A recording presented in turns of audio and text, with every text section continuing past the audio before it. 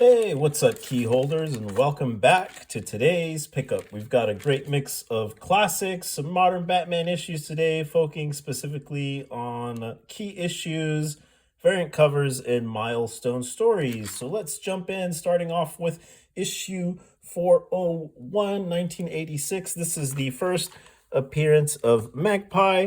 This is one of the covers that always stood out to me as a kid. And I haven't picked this up because most shops will be charging you 10 to 15 bucks. And luckily, we were able to get this at Austin Books and Comics, who they've been getting a lot of inventory recently. So yeah, I paid 36 bucks for this order. Got a pretty decent amount and left some behind. But really happy with this find because it is one that I've been wanting for a while, mainly because of the cover. And it is a key issue, of course, so we're trying to get as much as those as possible.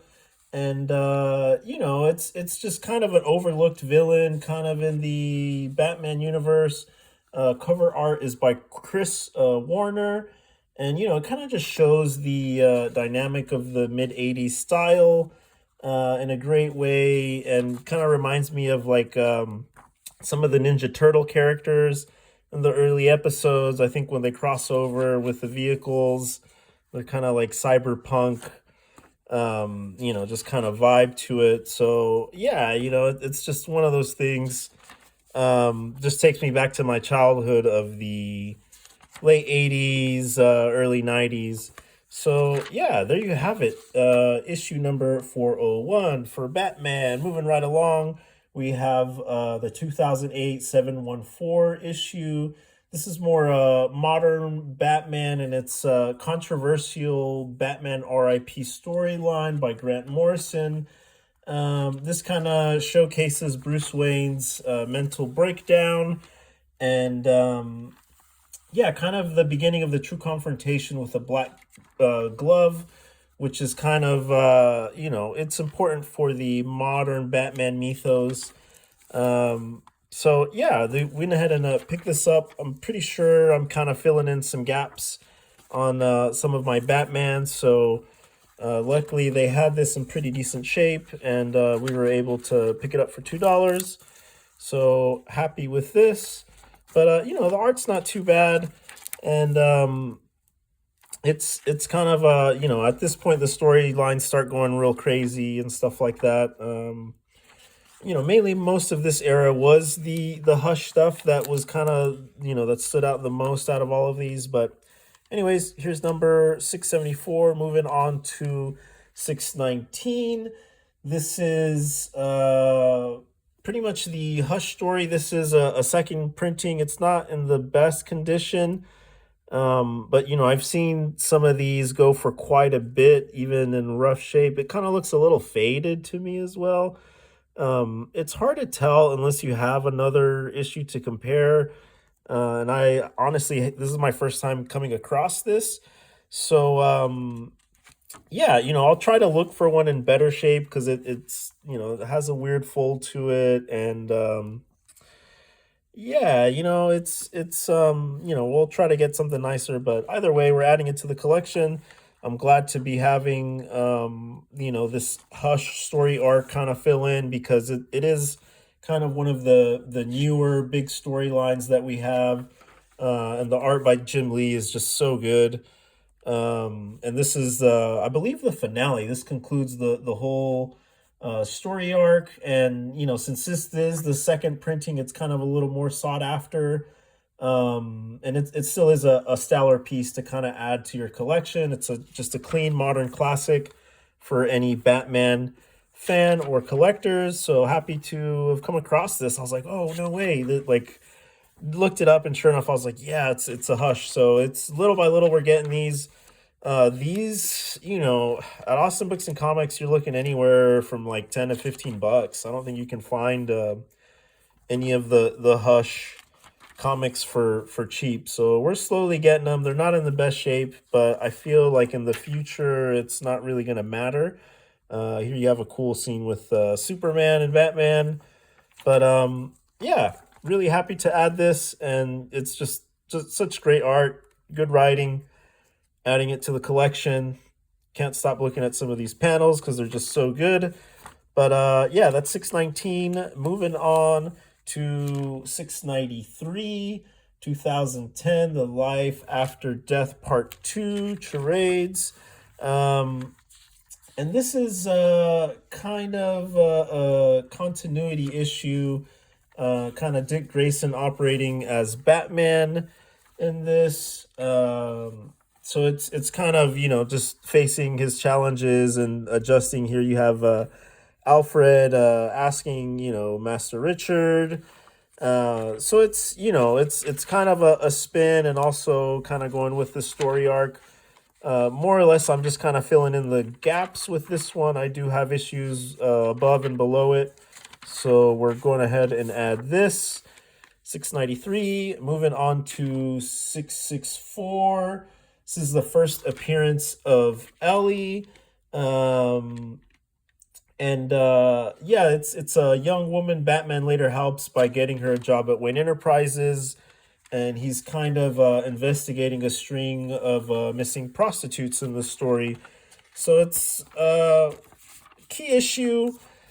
Had to pick it up. There were like a whole bunch of these. There's like 3 or 4 of these, which was kind of crazy. Like, I guess whoever bought these thought it was a key issue and just had to have more than one issue. It's kind of crazy to see, or who knows, whatever reason he bought more than one of these, but this was the best one of the bunch. It still has a weird fold on it, so it's not perfect, as you can see. It's kind of been sitting around for a little bit, but yeah, whatever. It's the cleanest one of the bunch, and we'll just add them to the pile. One less to worry about. Moving on to more of a classic. This, I've just really loved the cover. It's been one that I've been wanting for quite a bit, and luckily we found it for pretty decent shape. This goes about, I don't know, $6 at most comic book shops, sometimes maybe even 8, depending on the condition. So finding this for $2 was definitely a really good find. It's back to the early 90s.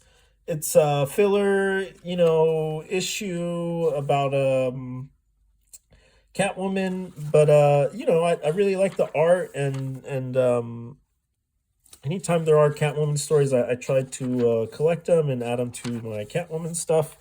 But yeah, it's more than anything, it really is just the cover, and yeah, adding 460 to the collection.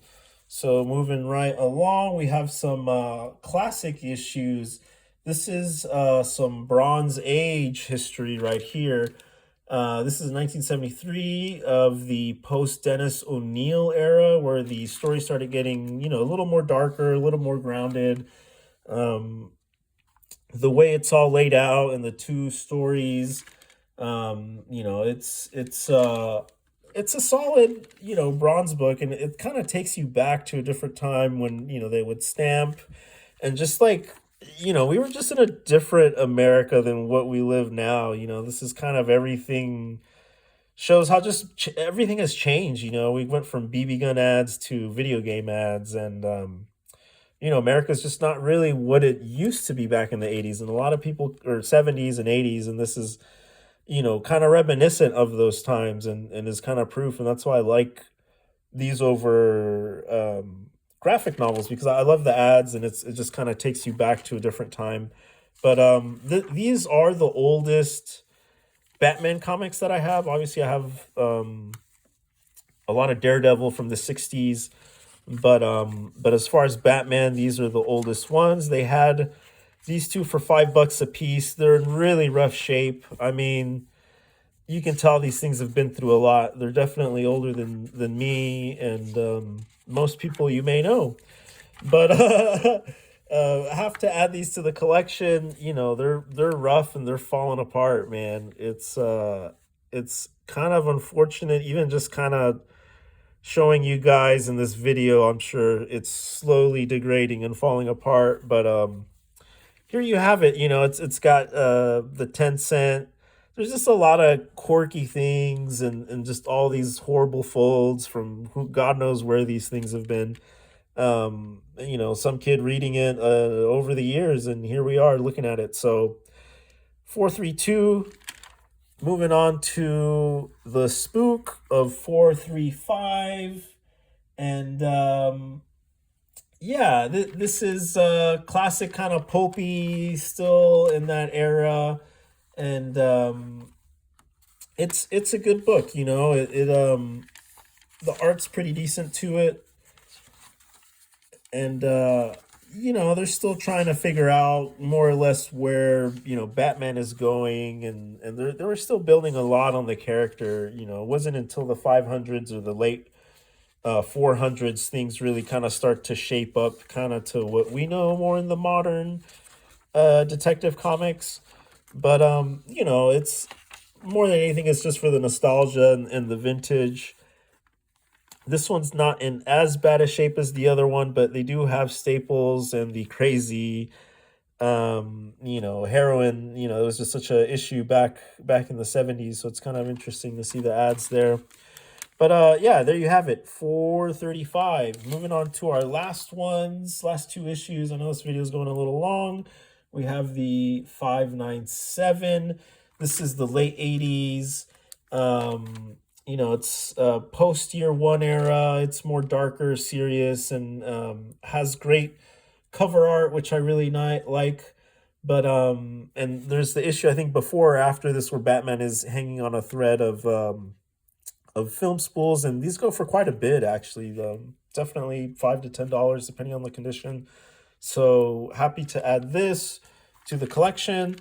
And then moving on to our very last episode, as I mentioned in my previous videos, I'm collecting the annuals, kind of since the Detective Comics. I think this is the second to the last. The final issue was 11. So this is 2009. You know, it's more about the Question and Renee Montoya. So it's kind of more of the Bat family, and kind of it's more towards the wider, broader, and towards the end of the Detective Comics. So you know, I just figured they had it 250. Why not pick it up and add it to the collection? But anyways, if you like this content, be sure to like and subscribe, guys.